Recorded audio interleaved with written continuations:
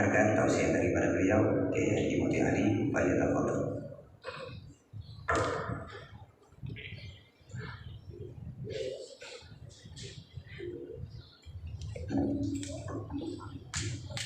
Assalamualaikum warahmatullahi wabarakatuh. Bismillah walhamdulillah wassalatu wassalamu ala man la nabiyya ba'da Sayyidina wa Maulana Muhammad ibn Abdillah al-qa'im bihuquqillah wa ala alihi wa sahbihi wa man wala ba'd. Faqala Allah ta'ala fi kitabihil karim wa huwa asdaqul qa'ilin. A'udzu billahi samil 'alim minasy syaithanir rajim. Bismillahirrahmanirrahim. Wa kullan naqussu 'alaika min anba'i rusuli ma nuthabbitu bihi fu'adak. Wa qala ta'ala qul bi fadlillahi wa bi rahmatihi fabidzalika falyafrahu. Wa qala ayatullah wa ma arsalnaka illa rahmatan lil 'alamin. Wa qala alaihi salatu wassalam innama ana rahmatun muhdat. Wa qala fi haditsin akhar ay farad sahihah innama bu'istu rahmatan. Sadaqallahul azim wa sadaqa rasul karim wa ala dzalika minasyahidin wa syakirin walhamdulillahi rabbil alamin. Wa qala Imam Nasruddin Ad-Dimashqi rahimahullah ta'ala idza kana hadha kafiran ja'a dhammu kitabat yadahu fil jahim mukhallada ata annahu fi yawmil ithnain da'ima yukhaffaf al-ism bi ahmad faman dhanna bil abdi alladhi kana umruhu bi ahmad masruran mata wahida. Wa qala Imam Jalal As-Suyuti rahimahullah ta'ala ma min baitin aw mahallin aw masjidin quri'a fihi maulid nabi sallallahu alaihi wasallam illa haqqatil malaikatu dzalikal makan wa 'ammahum Allah bir rahmati war ridwan wallahu subhanahu wa ta'ala.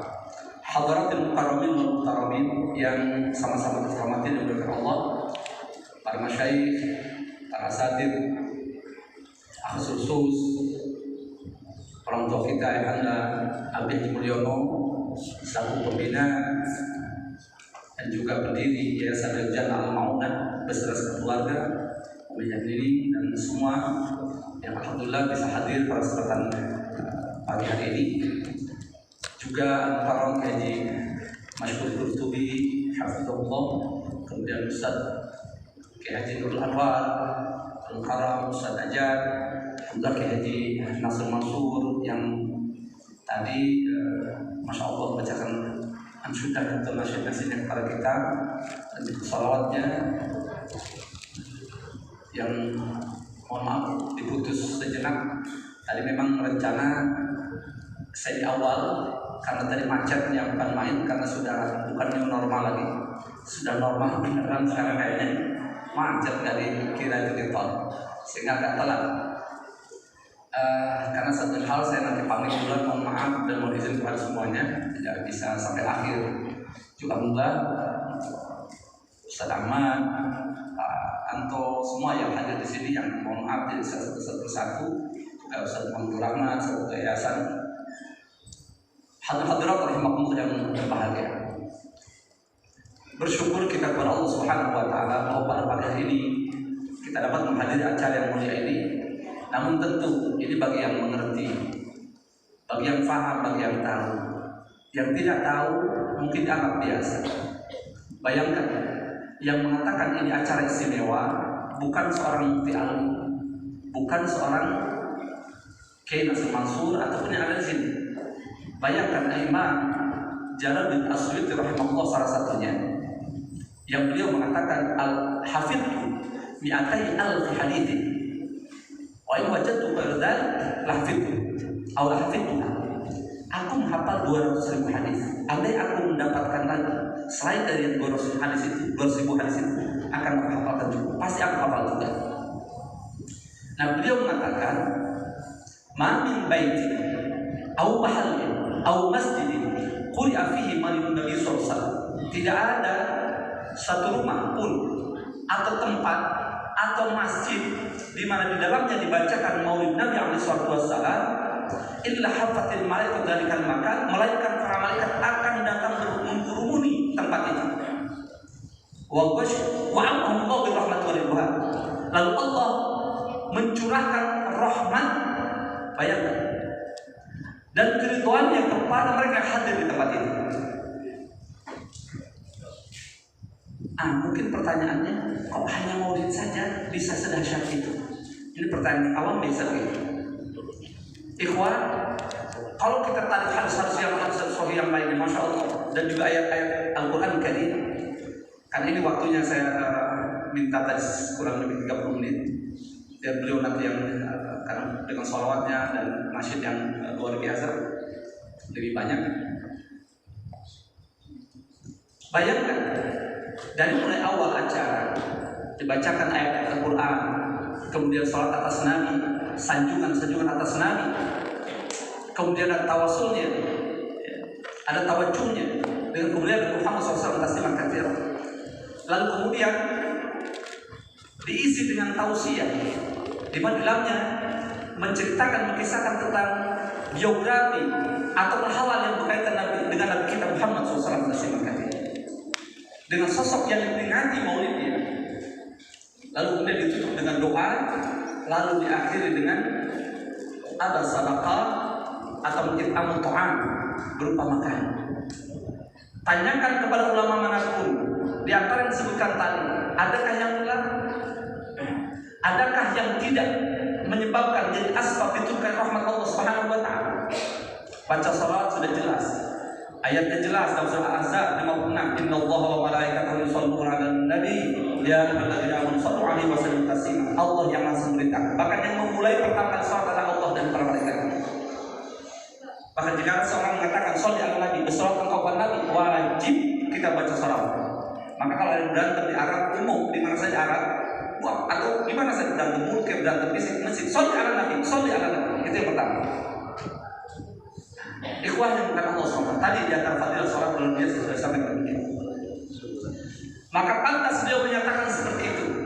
Saya sedikit tidak ragu. Mengapa? Karena beliau selain pakar tafsir, kitab tafsir saya saja Ad-Durrul Mansur 10 jilid.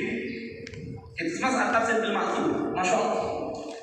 Tentang masalah Quran, Al-Itqan fi Ulumil Quran 2 jilid.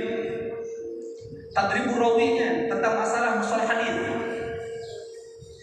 Belum lagi beliau hafal hadis 200.000 hadis, bukan 2.000, 200.000 hadis. Itu yang beliau temukan. Setelah itu tidak, artinya belum sempat menemukan yang lain. Andai menemukan yang lain lagi, pasti saya akan hafal juga kata beliau. Nah inilah Jalal As-Suyuti yang melanjutkan juga tafsir Jalalain.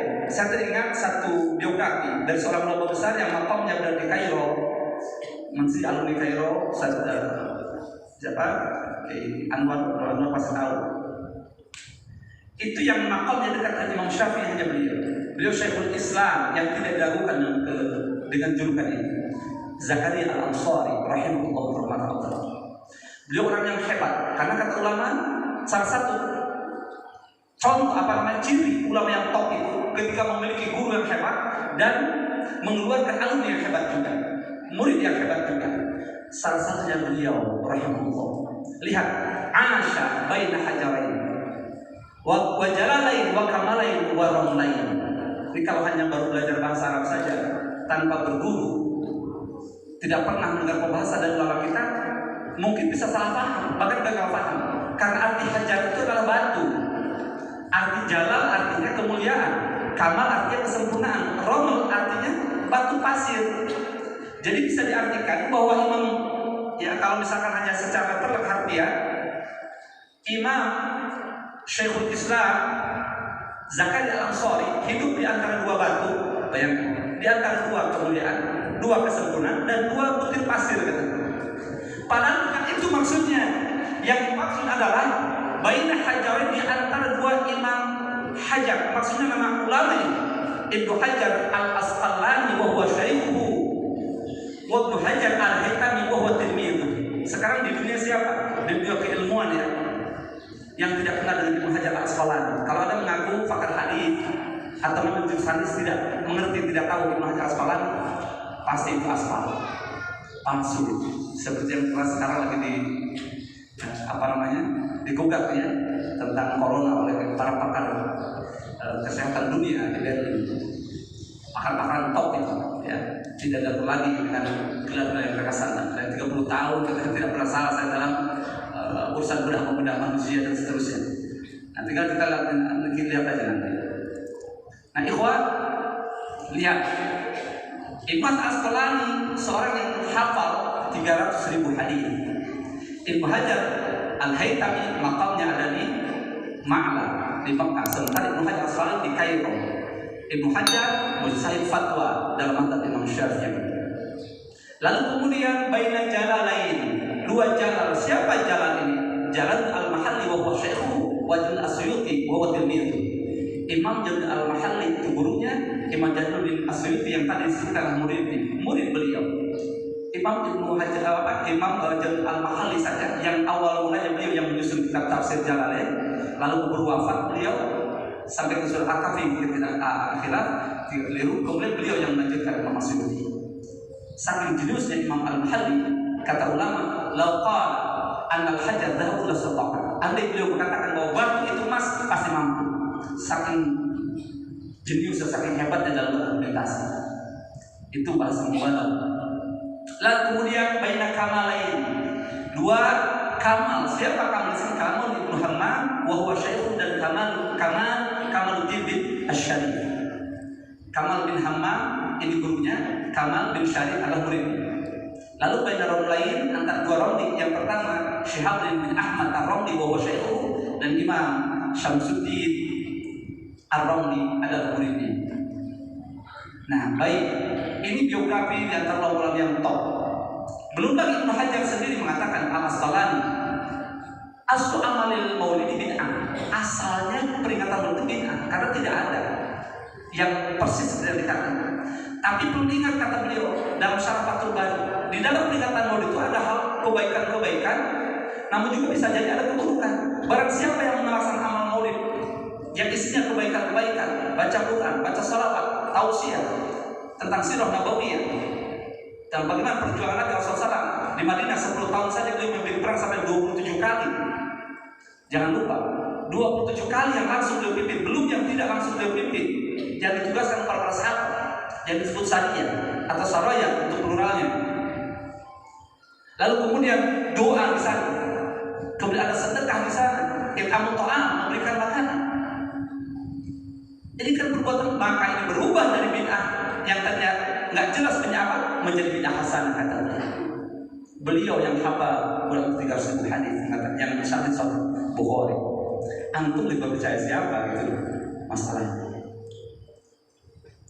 Ini bid'ah hasanah, kata dari mana? Dan ini bertarik zaharali, ternyata tampak kepada saya argumen yang tepat di versi beliau tentang masa peringatan Maulid Nabi ini, sebuah hadis yang diriwayatkan oleh Imam Bukhari dan Muslim. Ya, dalam Sahihain, lama qadima Rasulullah sallallahu alaihi wasallam wajal Yahudi semua. Beliau ketika tiba di Madinah lalu kemudian tinggal di sana, setelah sekian tahun beliau mendapatkan orang Yahudi ternyata setiap tanggal 10 bulan Muharram berpuasa. Fasalam mandali, kalau beliau bertanya, ini puasa apa? Tanggal 10 puasa apa? Faqalu, mereka menjawab, inna fi hadzal yaum. Ini ada beberapa redaksi, ada beberapa, tapi makna sama. Sesungguhnya pada hari ini aghraqallahu fir'auna wa anjallahu fi Musa falan nasubu ta'ziman lahu. Karena pada hari ini dulu sekian ribu tahun yang lalu Allah telah menenggelamkan Fir'aun, musuhnya Nabi kami, musuh Nabi Musa alaihissalam, dan Allah selamatkan Nabi Musa alaihissalam. Nah, kami berpuasa saat ini tidak dalam rangka mensyukuri anugerah yang luar biasa ini sebagai bentuk pengagungan kami kepada anugerah yang luar biasa. Apa komentar Nabi? Kalau sudah komen sekarang, Nabi langsung berkomentar. Apa kata Nabi? Nahnu aula bi Musa minkum. Oh, kami lebih utama dari kalian urusan ini. Karena Nabi Musa Nabi dan Rasul bahkan ulul azmi juga. Hanya diutusnya lebih dulu oleh Allah. Lalu kemudian Rasulullah fa'amaru bisyamihi, memerintahkan untuk melaksanakan puasa kepada umatnya, kepada para sahabatnya pada hari yang berlaku hingga saat ini dan hingga akhir zaman nanti. Hanya beliau sempat puasa tanggal 10 saja. Karena belum sampai ke tahun berikutnya beliau sudah wafat. Padahal beliau sudah menyampaikan, in istudah qabilin la asmanas. Andai aku masih berumur sampai tahun depan, aku akan berpuasa tanggal 9-nya. Lalu subuh yauman wa ba'dahu yauman. Berpuasa kalian satu hari sebelumnya atau satu hari setelahnya. Wa khaliful yahud, dan selisih orang Yahudi. Karena tanggal 10 itu hanya tradisi orang-orang Yahudi. Nah, dari sini singkatnya, kalau seorang Nabi Musa saja disyukuri oleh siapa? Umatnya, orang Yahudi dengan berpuasa, dan dibolehkan oleh Nabi SAW. Nabi tidak melarang, oh itu haram, nggak boleh, ini tidak menyatakan itu. Bahkan Nabi menguatkan, Nabi melegitimasi, bahkan Nabi memberitakan kepada umatnya untuk mengikuti seperti itu, melaksanakan puasa. Nah, apakah lagi kita dengan Nabi Muhammad SAW tasliman katsira yang tidak ada yang lebih agung daripada beliau, bahkan beliau diutus menjadi rahmat untuk seluruh sekalian alam. Makanya tadi dalam hadis sahih, innama bu'istu rahmatan, aku ini sesungguhnya aku ini diutus untuk menjadi rahmat. Lalu dalam ayat yang lain dan hadis sahih juga, innama ana rahmatul muhdad, sesungguhnya aku ini adalah rahmat yang dihadiahkan oleh Allah. Rahmatnya sebesar apa? Terbataskah atau hanya untuk orang-orang Arab kan? Atau hanya spesial untuk umat Islam, untuk manusia saja? Ternyata tidak. Lihat dalam surat Al-Ahzab, dalam Al-Quran sudah jelas sekali firman Allah SWT, wa ma arsalnaka illa rahmatan lil alamin, dalam surat Al-Anbiya ayat 107. Tidaklah aku utus engkau wahai Muhammad melainkan menjadi rahmat untuk seluruh sekalian alam. Bukan hanya untuk manusia, bukan hanya untuk orang Islam, tetapi untuk seluruh alam semesta. Pertanyaannya, siapa alamnya? Apa itu alam? Jamak bentuk plural dari alam. Alam ini itu bentuk jamak dari alam. Ayat masih Allah. Segala sesuatu selain Allah itu adalah alam. Berarti Rasul dirahmat untuk malaikat, untuk jin, untuk lautan, semua tumbuh-tumbuhan, hewan, arasy, semuanya makhluk Allah Subhanahu wa taala. Antum bisa bayangkan. Nah, ini lebih afdal lagi, lebih utama lagi. Makanya lalu kemudian dalam satu ayat juga surat Yunus ayat 58, qul bi fadlillahi wa bi rahmatihi, kata Allah, katakan Muhammad dengan karunia dari Allah. Imam Suyuti dalam kitabul Manthur menukil dari Imam Al-Abbas, Sayyidina Abdullah bin Abbas radhiyallahu anhu, beliau menafsirkan bahwa al-ilmu, al-fadlullah di sini ilmu, yang maksud keutamaan di sini adalah ilmu.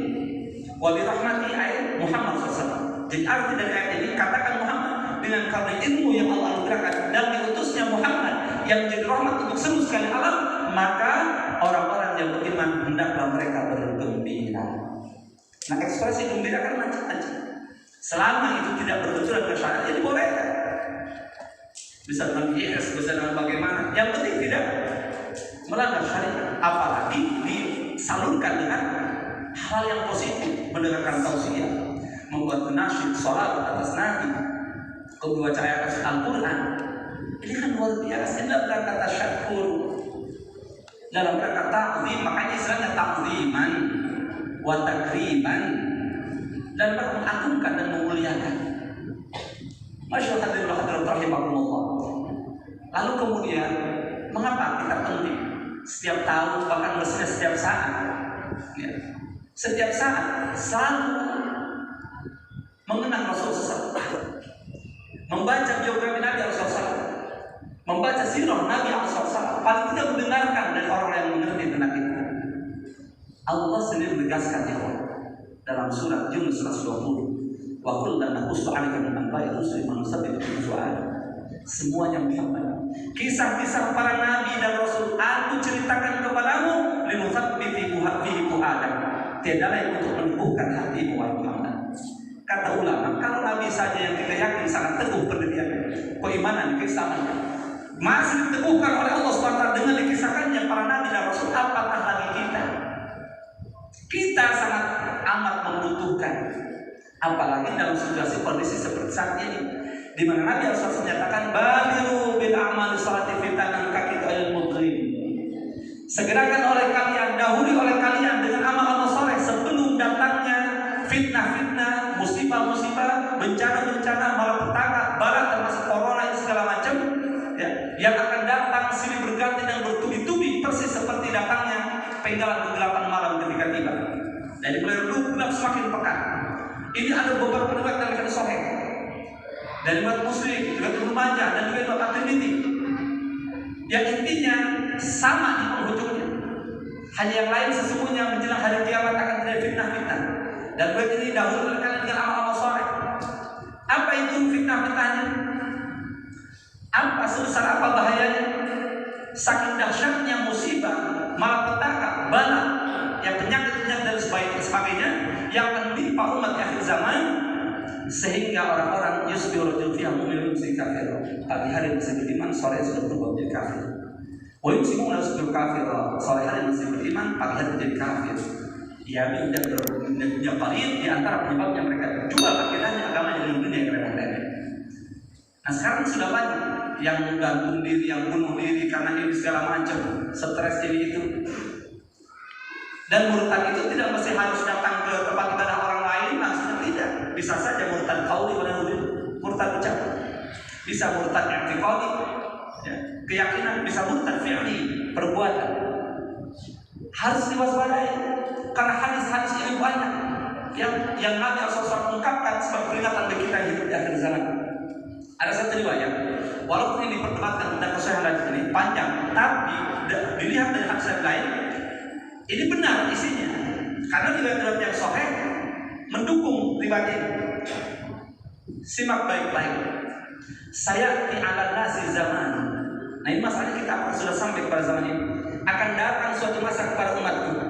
Butunuhum alihatuhum. Perut-perut mereka menjadi Tuhan mereka. Nisa'uhum kiblatuhum, dan perempuan-perempuan di zaman itu, zaman mereka akan menjadi kiblat mereka. Wadaniruhum dinuhum, dan dinar-dinar mereka menjadi agama mereka. Wasyarafuhum mata'uhum, dan kemuliaan mereka ada pada pangkat jabatan dan harta benda mereka. Lihat sekarang orang mulia, bayangkan demi untuk fulus jabatan rela mengorbankan rakyat, bisa jadi rela mengorbankan orang-orang yang kita cintai, bisa jadi bahkan agamanya nauzubillah min dzalik, entah dengan bentuk film atau bentuk apa saja. Demi apa itu kira-kira? Prestis, prestasi dan prestis. Fulus. Waliyadzubillah. Dan sekarang silakan. Mari kita evaluasi, mari kita introspeksi, mari kita perhatikan saat dimana kita sekarang berada pada zaman ini. Lalu kata beliau, ini yang sangat mengerikan, lanjutan daripada hadis. La yaqau minal imani illa ismu. Tidak akan tersisa dari iman kecuali hanya tinggal nama. Ini beriman, tapi hanya namanya saja. Walau minal Islam illa rasul. Dan tidak tersisa dari Islam kecuali hanya simbolnya saja, hanya ritual-ritualnya saja.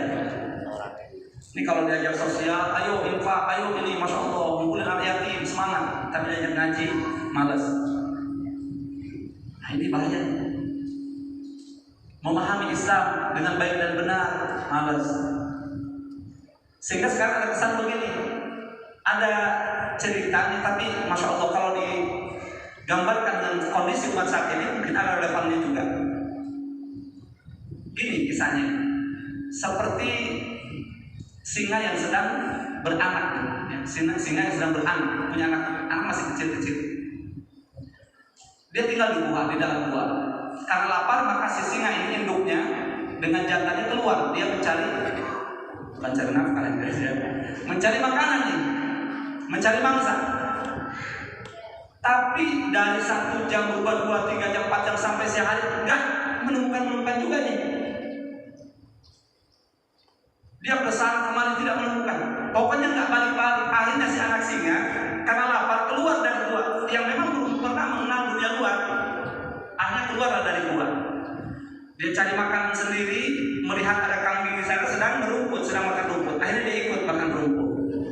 Akhirnya dia ikut dengan kambing itu. Ini bukan, ini insya Allah mungkin familiar kisah ini, cerita ini. Ikut dengan kambing. Dari hari berganti pekan berbulan, dia sudah tidak kenal, tidak ketemu lagi dengan induknya. Dia ikut dengan kawanan kambing. Karena memang sehari-hari mendengar suara kambing, maka suaranya pun berbeda. Tidak mengaum, jangan mengaum, mengeong pun tidak. Jadi mengembek, persis seperti kambing. Makanannya makanan kambing seperti itu, seperti makanan kambing yang lain. Nah suatu ketika tiba-tiba dikejutkan oleh suara dahsyat yang menggelegar, yaitu induk ataupun singa-singa yang sudah dewasa mengaum begitu. Kambing berlari, dia pun ikut lari. Begitu melihat ada singa, dia pun ikut lari. Dia tidak kenal lagi.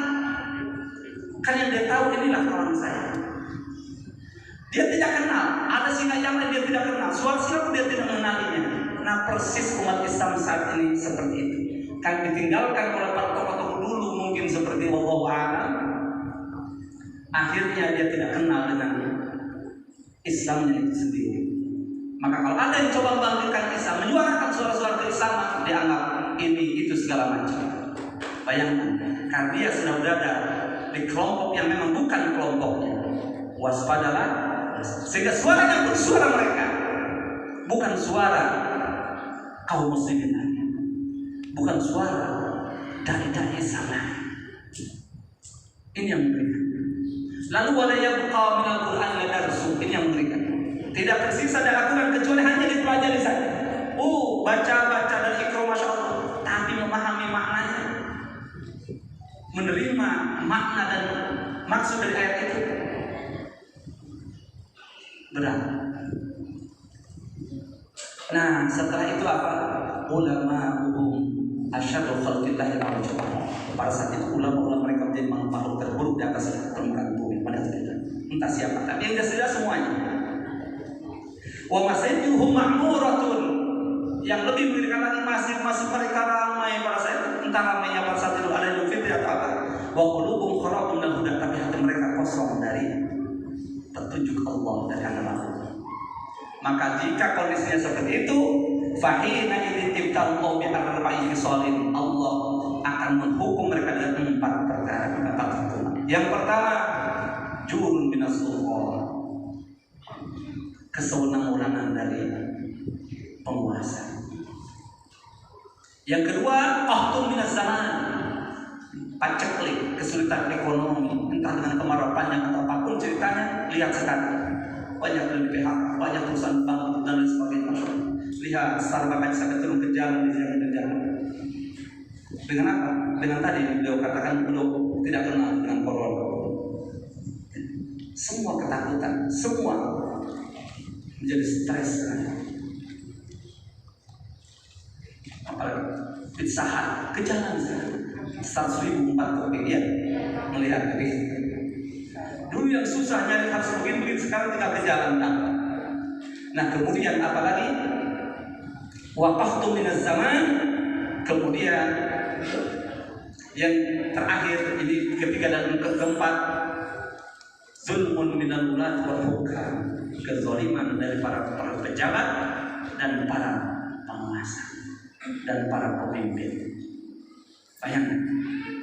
Lalu para sahabat terkejut. Fata'ajjaba sahabat, para sahabat terkejut. Faqalu, lalu mereka bertanya, ya Rasulullah, aya'buduna al-asnam? Wahai Rasulullah, apakah pada saat itu orang-orang Islam sudah menyembah berhala? Mereka menyembah berhala. Apa jawabnya? Na'am, kullu dirhamin indahum sadaqah. Iya, karena setiap keping dirham, setiap keping pulus pada saat itu menjadi berhala bagi mereka. Na'udzubillah summa na'udzubillah min dzalik. Ikhwatul iman yang dimuliakan Allah Subhanahu wa taala. Terakhir sebagai penutup, ada satu kisah dalam Sahih Bukhari dan Sahih Bukhari dijelaskan dengan seorang Abu Lahab saja yang parahnya na'udzubillah sampai mati dia tidak beriman.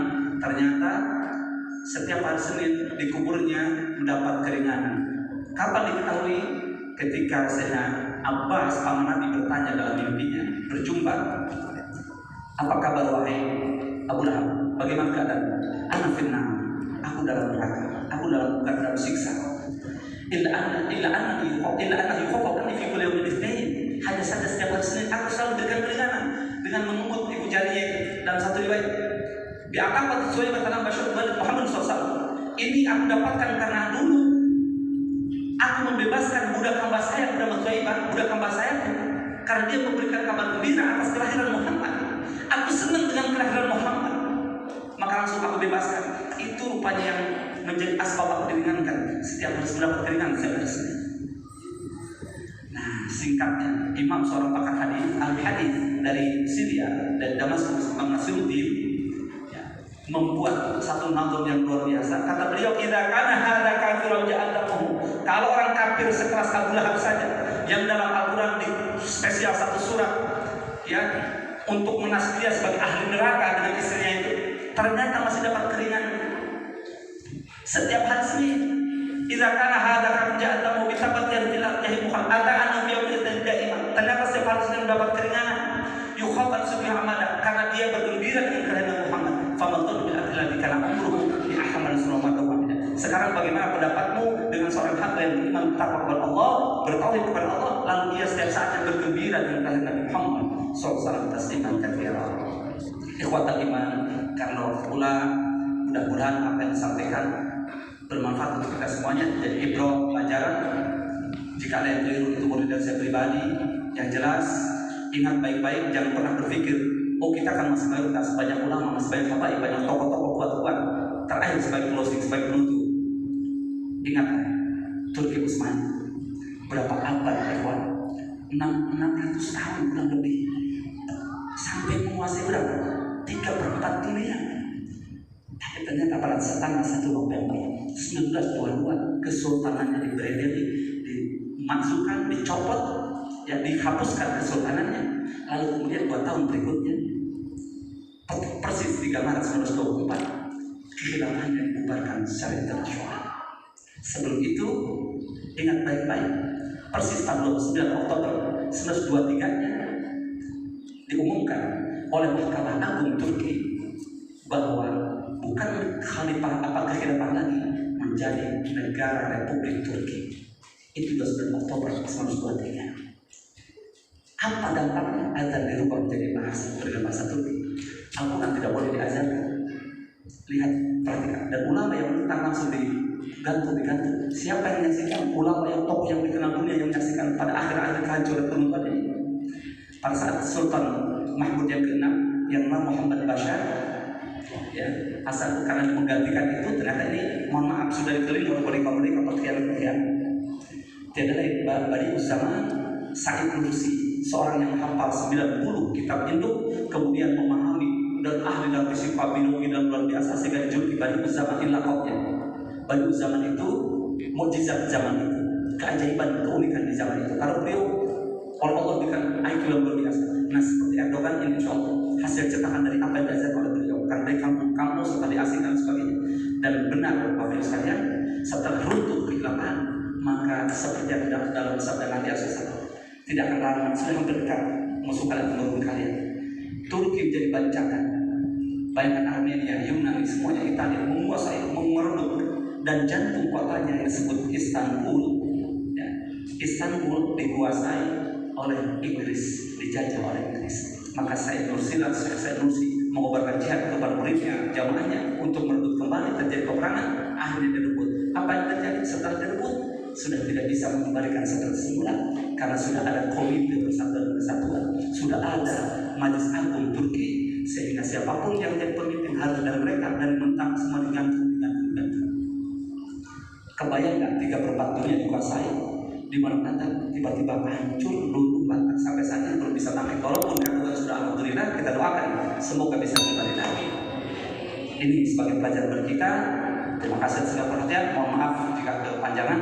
Hal teman-teman, wassalamualaikum warahmatullahi wabarakatuh.